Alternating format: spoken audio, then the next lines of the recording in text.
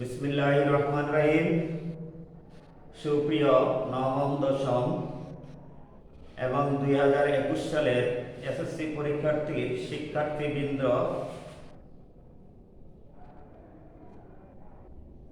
গৌরীপুর বিলকিস মোশাররফ বালিকা উচ্চ বিদ্যালয়ের অনলাইন পেজ থেকে তোমাদেরকে স্বাগত জানাচ্ছি।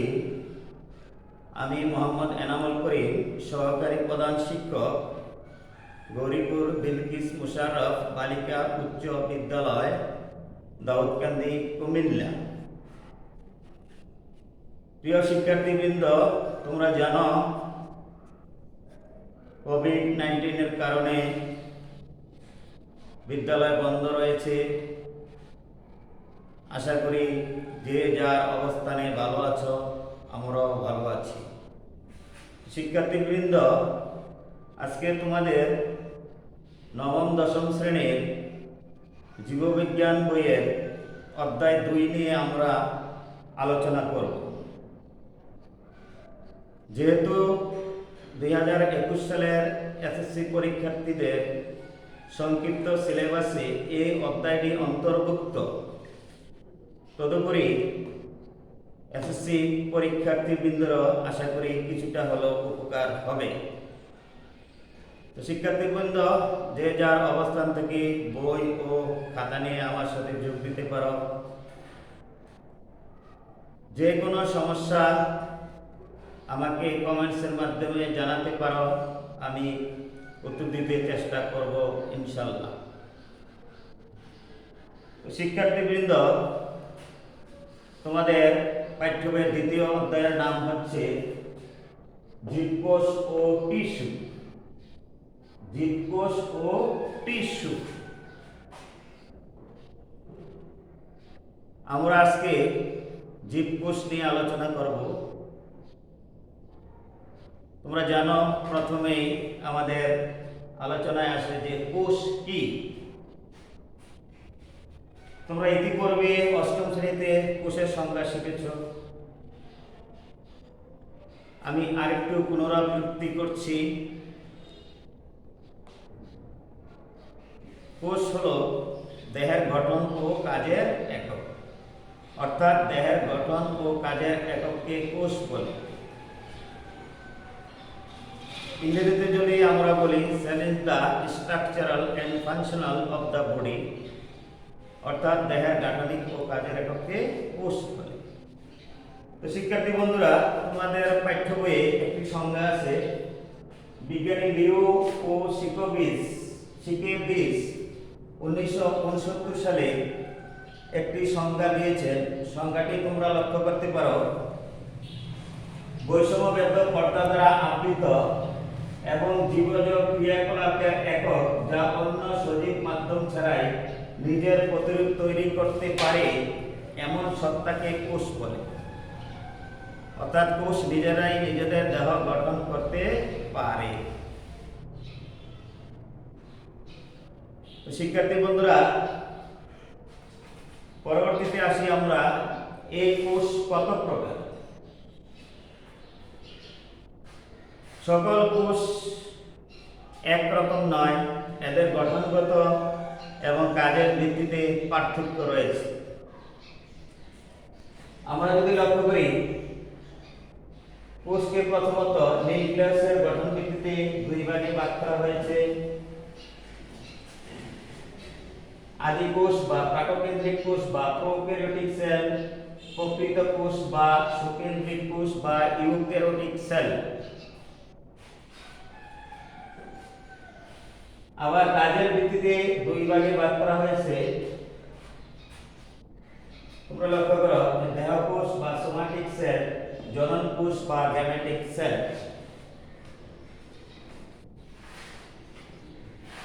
শিক্ষার্থী বন্ধুরা, নিউক্লিয়াসের গঠন ভিত্তিতে আমরা যে কোষকে 2 ভাগে ভাগ করেছি, প্রথম কোষকে আদি কোষ বা প্রাককেন্দ্রিক কোষ কাকে বলে?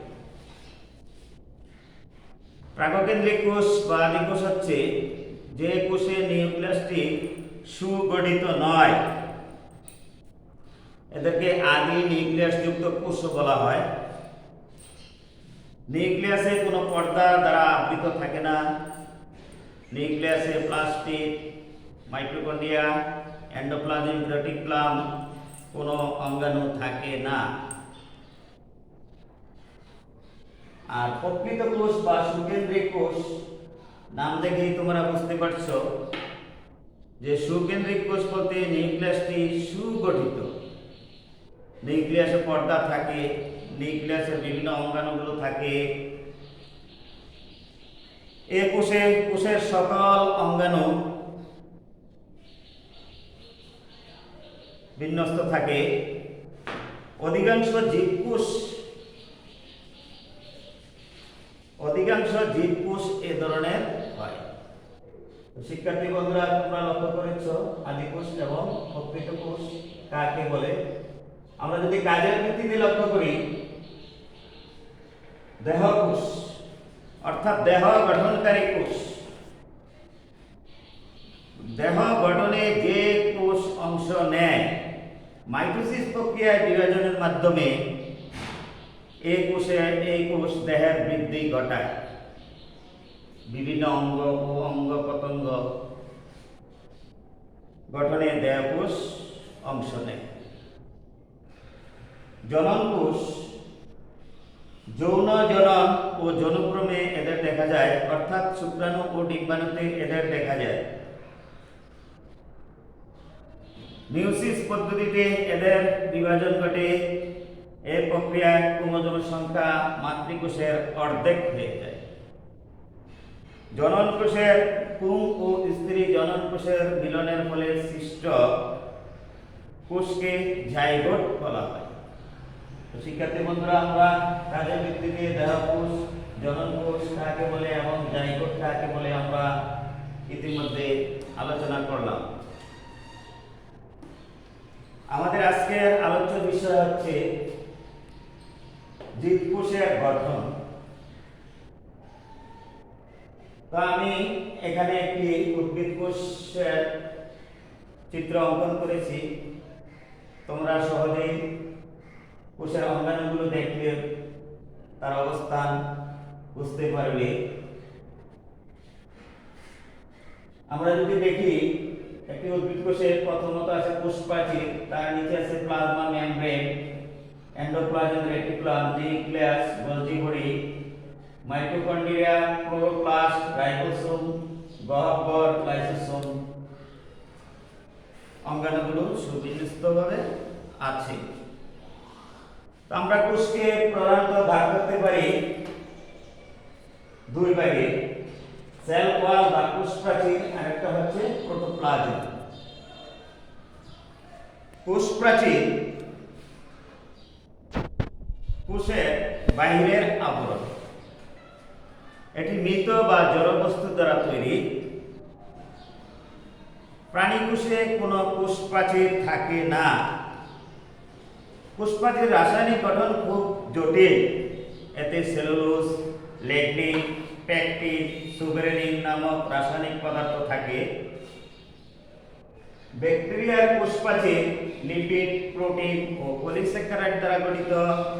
ছত্রাকের কোষ প্রাচীর কাইটিন দ্বারা গঠিত।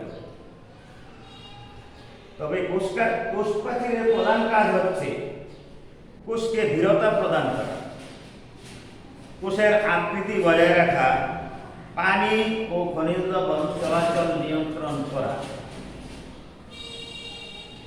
পরবর্তী অংশ হচ্ছে প্রোটোপ্লাজম। কোষ প্রাচীর ব্যতীত কোষের সমস্ত অংশটাকে আমরা প্রোটোপ্লাজম বলি। কোষের ভিতর অর্ধস্বচ্ছ থকথকে জেলির ন্যায় যে বস্তুটি, এই সমস্ত অংশটা হচ্ছে প্রোটোপ্লাজম। প্রোটোপ্লাজমকে আমরা তিন ভাগে ভাগ করতে পারি: plasma membrane, cytoplasm, nucleus. Plasma membrane বা কোষ ঝিল্লি। প্রোটোপ্লাজমের মধ্যে কোষ প্রাচীরের নিচে একটি আবরণ আছে, আছে যার নাম হচ্ছে প্লাজমা মেমব্রেন। এই প্লাজমা মেমব্রেন পানির খনিজ লবণ যাতায়াত নিয়ন্ত্রণ করে। তারপরে আসি আমরা সাইটোপ্লাজম। সাইটোপ্লাজম হচ্ছে নিউক্লিয়াস ব্যতীত কোষের সমস্ত অংশটিকে আমরা সাইটোপ্লাজম বলি। সাইটোপ্লাজম দুই প্রকার, এক্টোপ্লাজম এবং এন্ডোপ্লাজম। এক্টোপ্লাজম ঘন কম দানাদার যুক্ত, আর এন্ডোপ্লাজম কম ঘন অঞ্চল। সাইটোপ্লাজমের একটা প্রধান অঙ্গাণু হচ্ছে প্লাস্টিড। এটি সাইটোপ্লাজমের মধ্যে সবচেয়ে বড় অঙ্গাণু।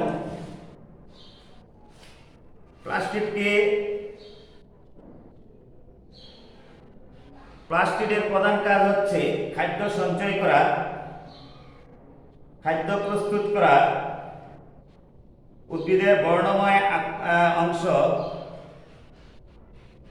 পতঙ্গকে আকর্ষণ করা এবং পরাগায়নে সাহায্য করা। শিক্ষার্থী বন্ধুরা, আমরা যদি প্লাস্টিকের তিনটি ভাগ আলোচনা করি, ক্লোরোপ্লাস্ট, ক্রোমোপ্লাস্ট, লিউকোপ্লাস্ট। ক্লোরোপ্লাস্ট হচ্ছে সবুজ রঙের প্লাস্টিক, পাতা, কচি, কাণ্ড, অন্যান্য সবুজ অংশে এদের দেখা যায়। এই প্লাস্টিকে ক্লোরোফিল থাকে বিধায় পাতার বর্ণ সবুজ হয়। ক্লোরোপ্লাস্ট খাদ্য প্রস্তুত করে। কি জাতীয় খাদ্য? শর্করা জাতীয় খাদ্য প্রস্তুত করে।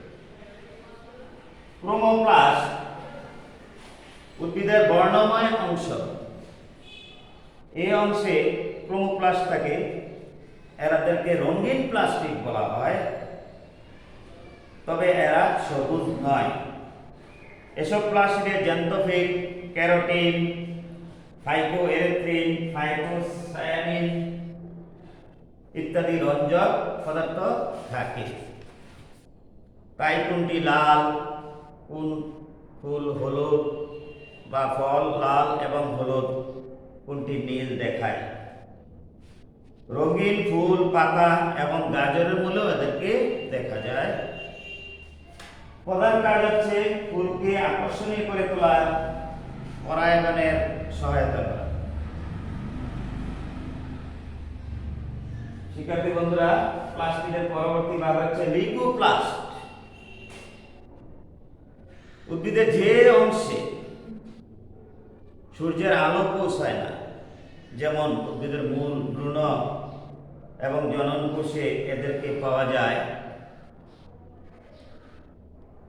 অর্থাৎ উদ্ভিদের যে অংশটি সাদা দেখায়, তাহলে আমরা মূল উদ্ভিদের সাদা দেখি, ভ্রূণ অংশ সাদা দেখি।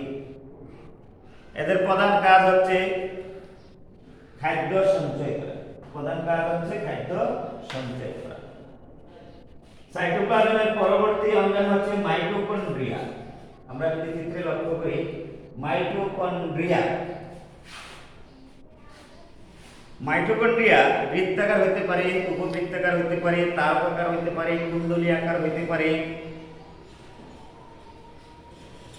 এদেরকে কোষের শক্তিঘর বলা হয়, কারণ শ্বসন, অক্সিডেটিভ, ফটোফসফোরাইলেশন, ইলেকট্রন ট্রান্সপোর্ট প্রভৃতি শক্তি উৎপাদনের কাজ করে বিধায় এদেরকে পাওয়ার হাউস বলা হয়। তাহলে মাইটোকন্ড্রিয়াকে কোষের পাওয়ার হাউস বলা হয়। পরবর্তী অঙ্গ আছে এন্ডোপ্লাজমিক রেটিকুলাম, যাদেরকে আমরা সংক্ষেপে ইয়ার বলি। উদ্ভিদে এদেরকে জালিকা আকারে দেখা যায়, জালিকা বিন্যাস আকারে দেখা যায়। এন্ডোপ্লাজমিক দুই প্রকার, মসৃণ হইতে পারে, অমসৃণ হইতে পারে। বিভিন্ন হরমোন, লিপিড, প্রোটিন, গ্লাইকোজেন এরা সংশ্লেষণ করে।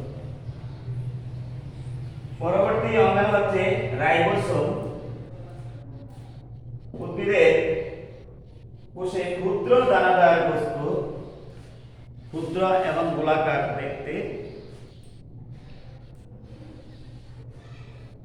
এরা বিভিন্ন অ্যামাইনো অ্যাসিড এবং প্রোটিন সংশ্লেষণ করে। পরবর্তী অঙ্গাণু হচ্ছে গোলজি বডি। কোষের মধ্যে চ্যাপ্টা গোলাকার লম্বা, গোলাকার হতে পারে, চ্যাপ্টা হতে পারে, লম্বা যে অঙ্গাণুটি দেখা যায় তাদেরকে আমরা গোলজি বস্তু বলি।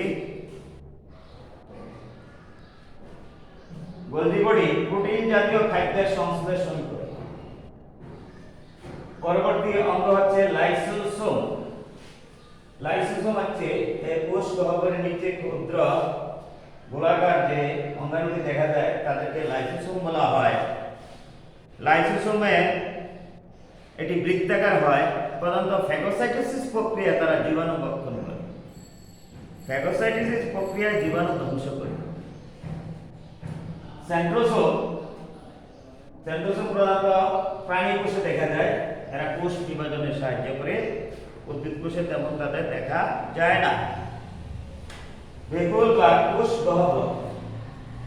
শিক্ষার্থী বন্ধুরা, আমরা দেখতে পাচ্ছি যে কোষের মধ্যে, যে কোষের বাম পাশে একটি বড় ফাঁকা জায়গা, এই অঙ্গাণুটিকে কোষ গহ্বর বলা হয়। এই কোষ গহ্বর কোষরস ধারণ করা এবং পানির সমতা রক্ষা করে। কোষের কোষরস ধারণ করা এবং পানির সমতা রক্ষা করে। প্রোটোপ্লাজমের পরবর্তী ভাগ হচ্ছে নিউক্লিয়াস। আমরা জানি কোষের মধ্যে অধিকতর ঘন গোলাকার যে বস্তুটি দেখা যায়, সুস্পষ্ট যে অঙ্গটি দেখা যায়, অধিকতর ঘন গোলাকার সুস্পষ্ট যে অঙ্গটি দেখা যায় তাকে আমরা নিউক্লিয়াস বলি।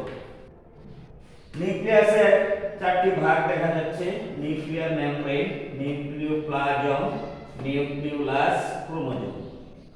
নিউক্লিয়ার মেমব্রেন হচ্ছে নিউক্লিয়ার বাইরের আবরণ, নিউক্লিওপ্লাজম হচ্ছে নিউক্লিয়াসের তরল পদার্থ, নিউক্লিওলাস হচ্ছে নিউক্লিয়ার মধ্যে যে গোলাকার ঘনবস্তুটি, ক্রোমোজোম হচ্ছে নিউক্লিয়াসের ভিতর লম্বা সুতার মতো পেঁচানো নালিকার মতো সেই অঙ্গাণুটিকে ক্রোমোজোম বলে। নিউক্লিয়াসের প্রধান কাজ হচ্ছে সকল জৈবিক কাজ নিয়ন্ত্রণ করা। শিক্ষার্থী বন্ধুরা, আজকে আমরা কোষের প্রকার এবং একটি কোষের গঠন নিয়ে আলোচনা করলাম। আশা করি তোমাদের কিছুটা হলেও উপকার হবে। যে কোনো সমস্যা আমাকে তোমরা কমেন্টসের মাধ্যমে জানাবে, আমি উত্তর দিতে চেষ্টা করব। আজ এ পর্যন্তই। পরবর্তী ক্লাসে আমরা কোষের বিভিন্ন অঙ্গাণু নিয়ে আবারও বিস্তারিত আলোচনা করব। তোমরা সবাই ভালো থেকো, সুস্থ থাকো। ধন্যবাদ সবাইকে। আল্লাহ হাফেজ। আসসালামু আলাইকুম।